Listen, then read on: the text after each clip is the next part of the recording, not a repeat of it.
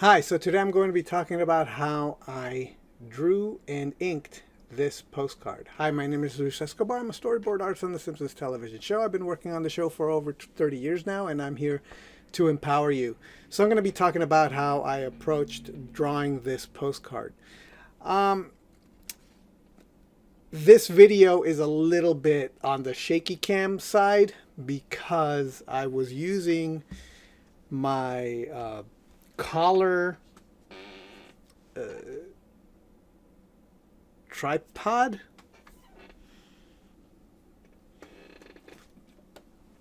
It's this. I put it around my neck, and I put the camera up here on this little tripod, like this little holder, and it's on my neck while I'm drawing. So I have the camera right here. So as I'm working, my body moves and the camera moves, right? So it's a little shaky. On top of that, I did something else that's different.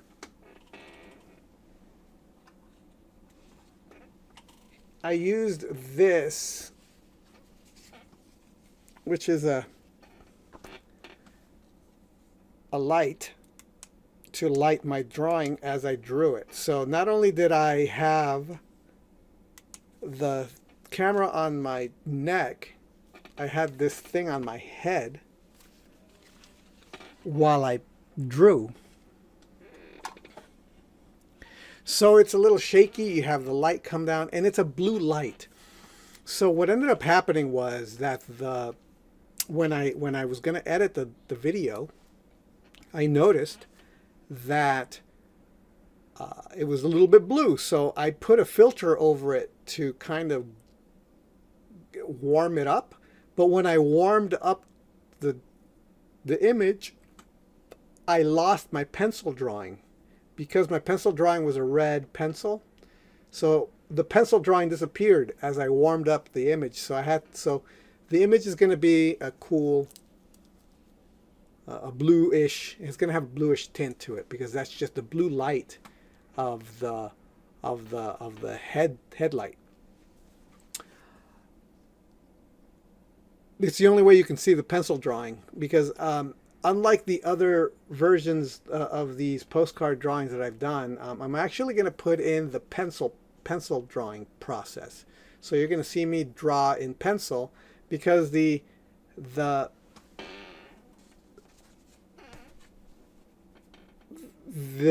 pose was more complicated than I was comfortable doing just going straight to ink. It was far more complicated, so I didn't want to risk messing it up by just going straight to ink. I wanted to have a little bit more control. I wanted to have a pencil drawing there.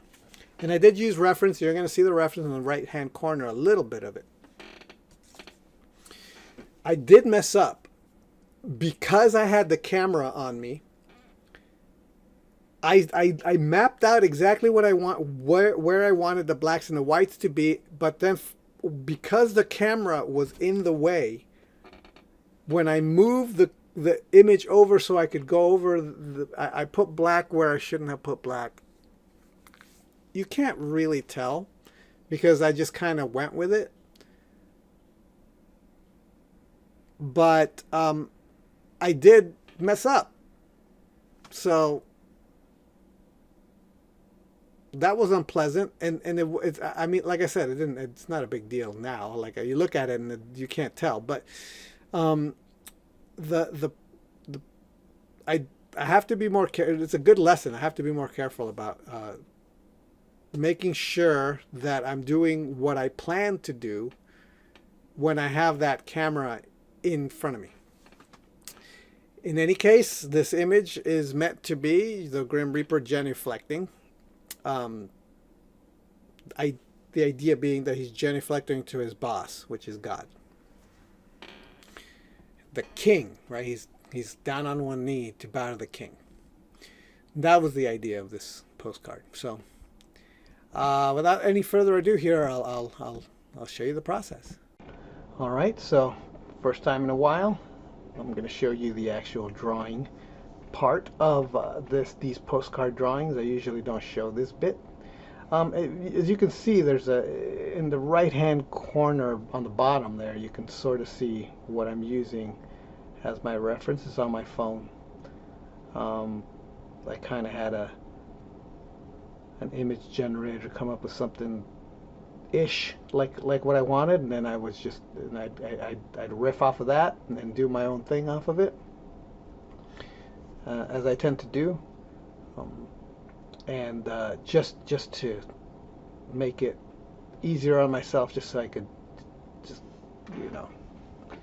have something. Otherwise, I'd be just sketching forever, trying to come up with a good pose and doing a bunch of thumbnails, and it's just easier just to okay, this is good enough. I'm gonna riff off of this. I think it'll be fine. So, and that's what I'm doing. So the idea here is to give myself a map of the shadow patterns to follow. So right here, this chunk here on the knee, that's where I messed it up. I left myself a giant area for that white area, and then I ended up blacking that up later. But as you can see, I'm basically just using patterns. I'm creating black and white shadow patterns that I'm going to use to ink over. And then once I felt comfortable enough, I turned off the camera, got my inks ready, and then I restarted the camera again. And this is the second half of me doing the inking. I was having a lot of trouble seeing my drawing behind the camera. I could see some of it, but not a lot of it a lot of the time, and so I had to keep moving the picture up, and then when I moved it up, it went away from the camera. So sometimes, so here I was like, oh crud. At one point when I started darkening in the head, I moved it way off screen because I wanted to see what the heck I was doing, and then I had to move it back down. But now I'm actually just darkening in or working out or putting in the black on all the shadow patterns that I had given myself a guide to. So at that point, it makes it much easier once you know where the heck you're going. And then I wasn't really being too precious about it, because I wanted it to feel spontaneous. So in spite of the fact that I do have something to work off of, a drawing, line art to work off of, I didn't want to be a slave to it. So here I am making sure that I keep the white shadow pattern here on the bottom part of the leg, and then because the camera was in the way and I wasn't paying attention, I ended up messing it up. I ended up blacking it in. So now it's part of the process where I black it in, and I actually switch brush pens, Pentel brush pens. I have the Pentel brush pen that I was using.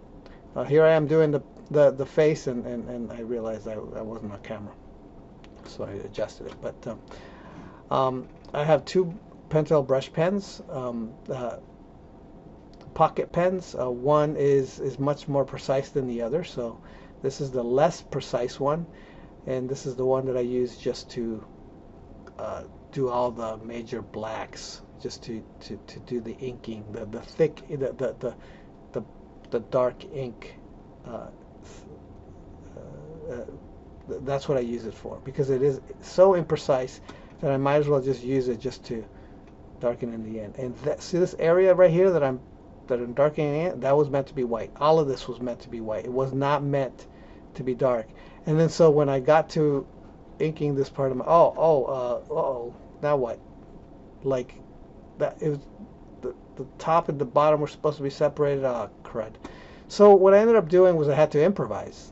That's what happens. I didn't want to repaint over that. So I left a slight white pattern down there by the leg, and it works fine. It looks like it indicates that the knee is bending there, that the leg is going down there, and there's like a bit of a fold there, and that was it, and it worked fine. But it was annoying that the camera made it so that I didn't know that I had that I should have kept the white where it needed to be. But this is the final, so without it looking all blue. Um, so yeah, that was the the whole process. Now you got to see um, at least the pencil um, side of it. You could see that even when something I didn't talk about, but I held the pencil very um, far to the end. I wasn't being really precise. I was just putting in shapes. Um, yeah, that's basically the whole process. I hope you had that was helpful and you could see how an ink drawing can be approached. But thank you for watching, and I will talk to you next time. All right, bye.